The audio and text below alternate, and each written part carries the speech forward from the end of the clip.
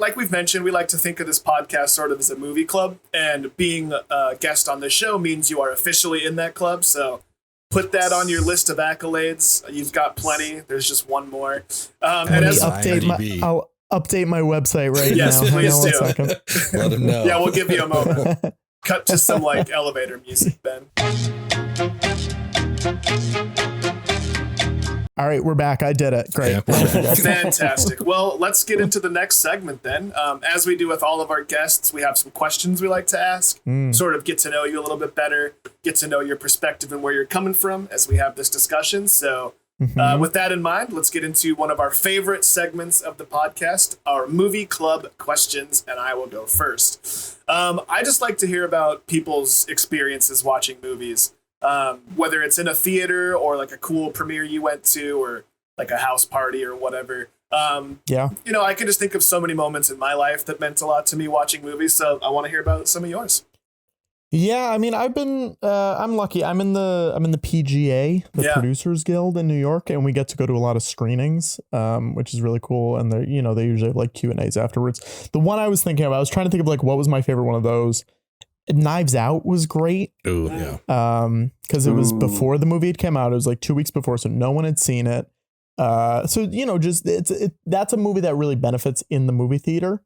With a lot of people who have not seen it because there's so many twists and so many like just joyful exuberance, popping out throughout the movie. And then at the end of the movie, so many people from the cast were there. There was like 10 or 15 people from like cast and crew there, and it was just like very exciting. To be like, oh, we love this movie, and then there's everyone there in front of you. And then the other one was my day job is I work at Marvel. I'm a producer for their podcasts and videos and all that stuff.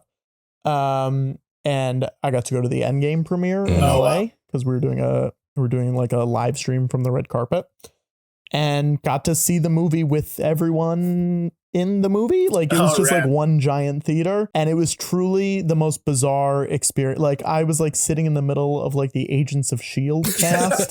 Like it was like Ming-Na Wen was like sitting directly next to me. And at one point, spoiler alert, Black Widow dies, and she leaned over to me, a person she did not know, and was like, but doesn't she have a movie coming out? And I had to be like, well, it's a prequel. And just like trying to explain. So I was like, this is the weirdest my life will ever be. Can we pause the movie? I need to explain this real quick, but then we'll get back to it. Back up and explain a timeline. Make sure everyone's up to Mulan date. Sitting next to me. Yeah.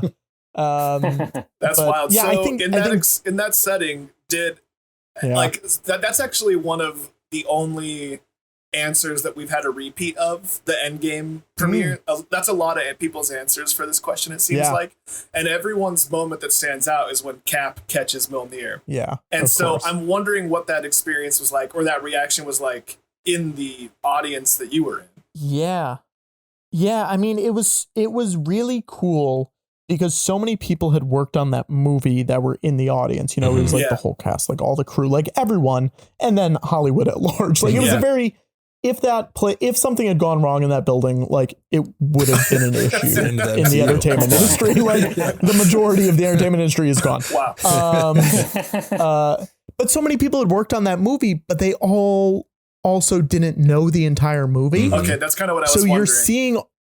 So you're seeing all these people who like were in the movie or working on the movie who were still like pumping fists and getting really excited when stuff happens, which was wild to see because you're like, oh, but you know what's going on. And then you're like, no, they're so secretive with all that stuff that they don't. So it was genuinely, you watch those reaction, like the compilation reaction things that are on YouTube, and they like record the opening night audio and whatever. And it was like that, like when Black Panther comes out of the portal, everyone's cheering, everyone's excited. And it was, I don't know, it was really cool. And it's one of those like last normal moments that you think back on in the world when you've been locked up for a year and a half. So not to gush on Marvel too much, or make it seem like I'm trying to play to you specifically, being that you work for Marvel. Yeah. But it's just cool. I think that general love for what Marvel is doing and the people that are involved in it, that must be why it's working so well, right? Because you can tell there's a lot of love, there's a lot of heart, and that it seems that the people involved truly do care about it. It's not just a paycheck for them. Yeah, you know? I mean, they've cracked the code. I don't know what the answer is. I don't think it's something that's ever going to be able to be replicated or, in any other situation. Like, I don't know how they did it, but they've figured it out, and a lot of people like it. And, hopefully it goes on as long as they want it to, because people are enjoying it. And, if people like stuff, just let them like it. Like, I have this issue when people like talk smack about, Twilight or something like this. Obviously this is 10 years ago, whatever. But like when people are like, oh, Twilight sucks. It's like, yeah, but a lot of people like it. Just let them like it. Who cares? It's not hurting anybody. There's a lot of books in the Cullen household, but know what to expect when you're expecting a half vampire child. No, they look on Google Images. That was one of the funniest scenes I've ever had to do in my life. It's like, really? We're all like 300-year-old geniuses, and we just go, it's like, vampire baby, like, on Google Images. So yeah, I mean, I don't know what they did to do it, but it's working, and I'm glad that it's working because it makes a lot of people happy. Well, here's to 15 more years of good Marvel content. Cheers. Crazy. Cheers to that. Also, very randomly, but I watched Twilight for the first time this week. So that was wow. Let people love it. That's fine. Yeah. Eventually I'll watch Grease and Titanic and all the other stuff I'm missing out on. I got Twilight knocked off. This feels like perfect fodder for this podcast. Oh yeah. Put Grease episodes up there and Titanic episodes. It's gotta be. Yeah, we got to get around to it eventually. I put on my letterbox that Grease 2 is my favorite Grease because it's the only one I've seen, and I got some replies from Matt's wife like, what? It's like, I don't know. I like to ask people who love movies, which is obviously who we'd love to have on here, if you had a desert island actor or director. I feel like if we extended to producer, Feige would be a great selection. Sure. But yeah, if you have a TV, you got a Blu-ray player, you got the sound system, everything, and you can take the whole filmography of one person, actor or director, alive or dead, who would it be? Now I'm trying to think of someone who's got like a really big range and someone who, has been going for a while. Yeah. Because there are, you don't want to pick someone with like 5 movies or whatever, because you're going to get, depending on how long you're living. If you're not planning on living long, pick a short guy. Maybe like Tom Hanks. That's such a basic answer. It's arguably one of the best, though. It's such a basic answer, but I think it's a good answer because it stretches so far. You got Castaway. You get if you're on the island. Yeah, it's like a tutorial. Maybe a little too meta, but yeah. I think it might be Hanks just because like there's so many movies on there that will cheer you up. Yeah. And it's such a range of stuff. You get Larry Crown in there. What more could you possibly want? You're just gonna want to drive that Vespa all over that island. Oh man, want to do? Not me. I almost died on a Vespa. So.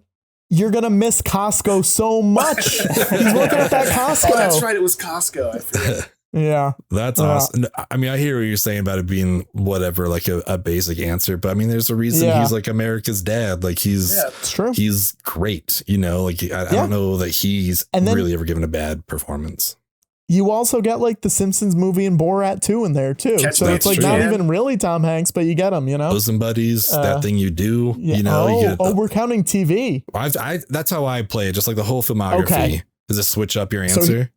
So here's the, no, but here's the question. Hanks has hosted SNL a lot. Oh, do we get all of SNL or do we just get the Hanks episodes? If we're really expanding this, he's got to be in it. Okay. We gotta have rules somewhere here. Okay. Well, it's disappointing, but okay. I do that. He's in the 5-timer club, right? You get at least 5 episodes of SNL. So that's good. Yeah. Cool. Yeah. Well, I think that's a great answer. I love it. Thank you. Yeah. My answer actually is, it's semi Tom Hanks related because it's got his wife. Well, I guess I should explain first. Mine is The Unsung Gem. We did a few rounds where The Unsung Gem is a movie that you personally love and you feel just gets underappreciated or underrated by the masses, by the people by your friends. My personal Unsung Gem was Mixed Nuts.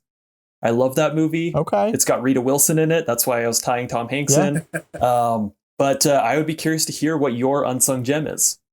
Now, it's very funny because I had an answer in my head, and then you said that, and I thought of another answer that could connect it back to today's episode. I like it. I'm excited. It's another Rita. We'll let you it's have another. two. Well, listen, it's another Rita Wilson movie, Okay.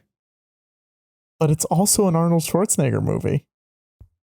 Is it Jingle All the Way? Oh, am I going to say Jingle All the Way right now? That movie's going to make an appearance later in this episode. I was already planning on it, but then you said Rita Wilson, and I was like, we're just going to bump it up again and mention it twice. I love it. There you go. The double Christmas unsung gem. Mm-hmm. Rita Wilson's really got that locked down. You got a Christmas unsung gem. Underrated Christmas movies. Yep. Yeah, I was going to let you have two unsung gems, but I changed my mind. You only get one. Man. Yeah, just one. Yeah. I get it. Man, I love that. And like we say this every time, but we've yet to have a repeat answer on our unsung gems. Oh, interesting. Yeah, everyone's got a different one. I just love that. I think it's really cool. And Ben, you said we like to have people on that like movies, which is true. But it made me think we need to have someone on here that fucking hates movies. We need to make them watch just whatever they're going to like the least. And that should be a special episode. I don't know who that person is. We can find it. But. I like that.